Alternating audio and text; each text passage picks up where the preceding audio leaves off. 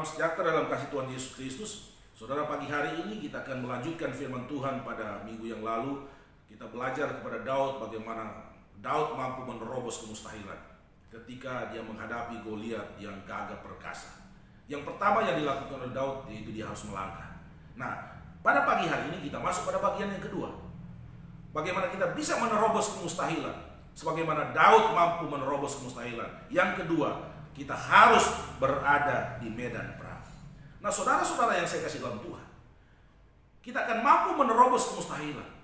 Kita akan mampu menjadi pemenang. Kita akan disebut sebagai pahlawan kalau kita berada di medan peperangan. Tidak mungkin orang yang tidak berperang lalu dia disebut pahlawan. Tidak mungkin orang yang tidak ada di medan peperangan lalu dia bersorak dengan kemenangan yang seolah-olah dialah pemenang, dialah yang melakukan peperangan itu. Tidak. Orang yang berada di medan peperangan lah yang akan mengangkat panji kemenangan, yang akan menyebut dia pahlawan, yang akan menyebut dia pemenang di dalam pertarungan. Nah, saudara-saudara yang saya kasih dalam Tuhan, kenapa harus ada di medan peperangan? Di medan peperangan saudara akan melihat kekuatan musuh. Saudara akan mendapatkan bagaimana musuh saudara, seberapa kuat dia, seberapa jago dia. Saudara, ketika berhadapan dengan Goliat, maka Goliat adalah musuh yang sangat berbahaya.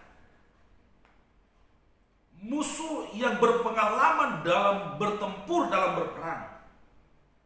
Sebab itu ketika bangsa Israel ditantang oleh Goliat, bangsa Israel lari ketakutan. Ketika Daud sampai di medan peperangan, Daud melihat kekacauan yang terjadi di tengah-tengah bangsa Israel. Kenapa? Karena mereka takut menghadapi Goliat yang besar. Nah, sekarang Daud berhadapan-hadapan dengan Goliat di medan perang. Secara teori, Daud tidak mungkin mengalami kemenangan.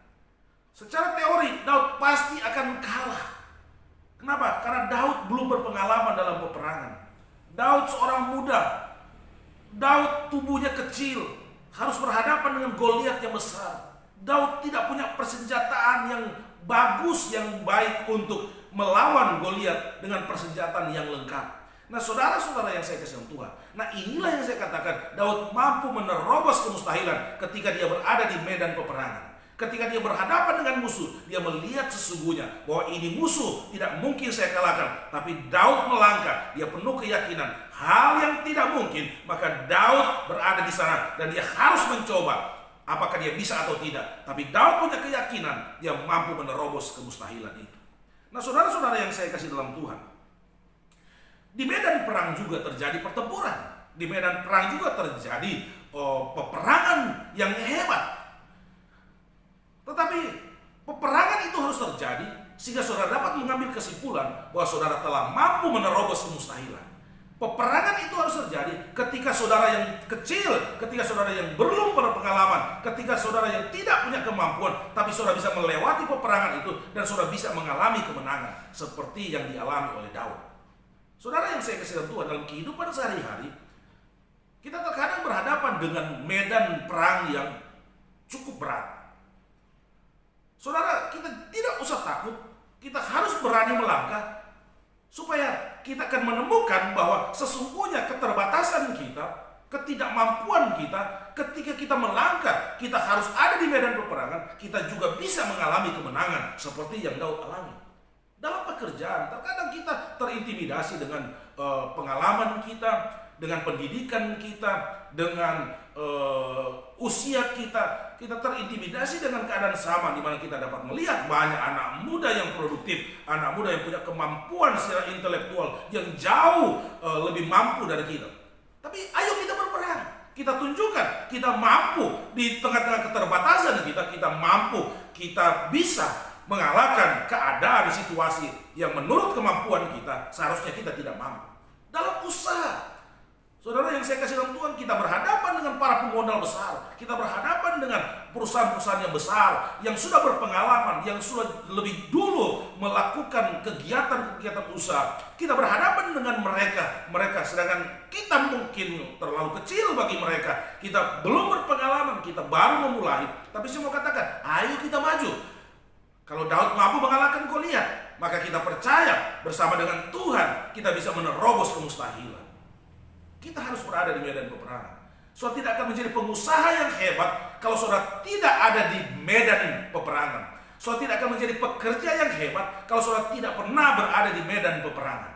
Saudara tidak menjadi orang yang sukses kalau saudara tidak pernah berada di medan peperangan. Saudara tidak akan pernah disebut pahlawan, orang yang mengalami kemajuan yang luar biasa dalam hidup kalau saudara tidak pernah membawa hidup saudara di medan peperangan.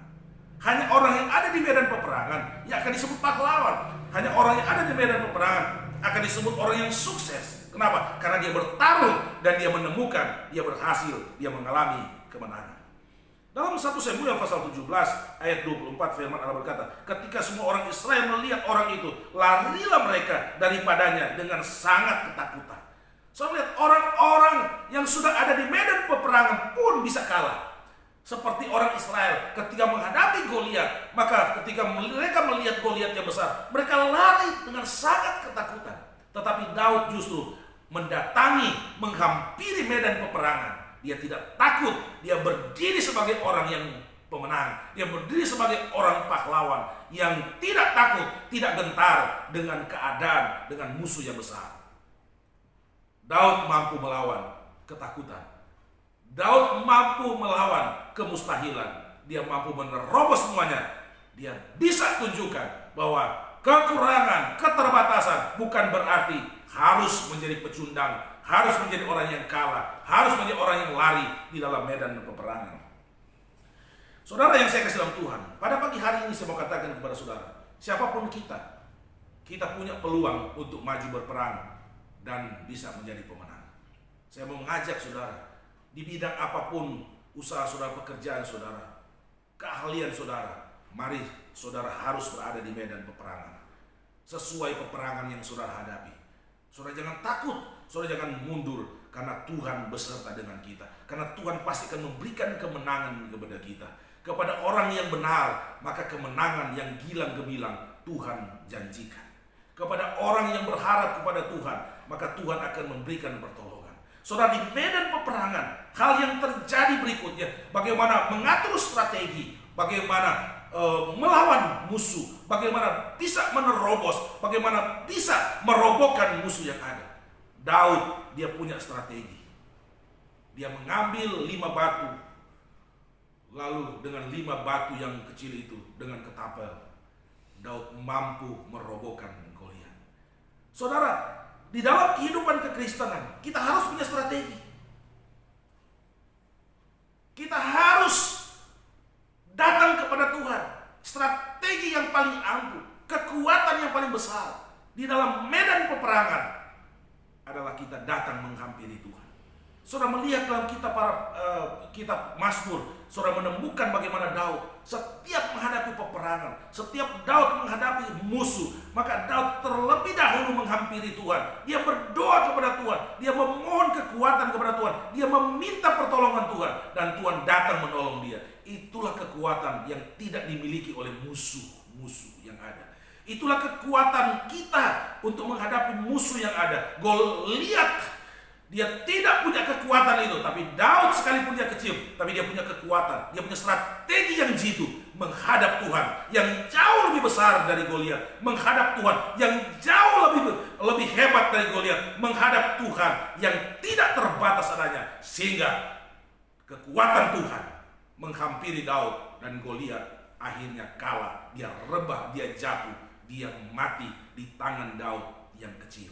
Daud tunjukkan bahwa kalau ada di medan peperangan, segala sesuatu yang tidak mungkin menjadi mungkin. Kenapa? Karena Tuhan yang beserta, karena Tuhan yang menolong. Saya percaya pagi hari ini saudara diberkati oleh Tuhan. Saya percaya kehidupan saudara selanjutnya akan diberkati oleh Tuhan, akan dipimpin oleh Tuhan, dan saudara akan menjadi pemenang, saudara akan menjadi orang-orang yang sukses, saudara akan menjadi orang-orang yang hebat. Kenapa? Karena saudara berada di medan peperangan, dan di sana saudara bersama dengan Tuhan, di sana saudara mengandalkan Tuhan, dan Tuhan memberkati saudara. Puji Tuhan, di pagi hari ini saya percaya kita diberkati dan diberkati oleh Tuhan. Terimalah berkat, terimalah anugerah yang besar yang hanya datang daripada Tuhan. Di dalam nama Tuhan Yesus, haleluya, amin.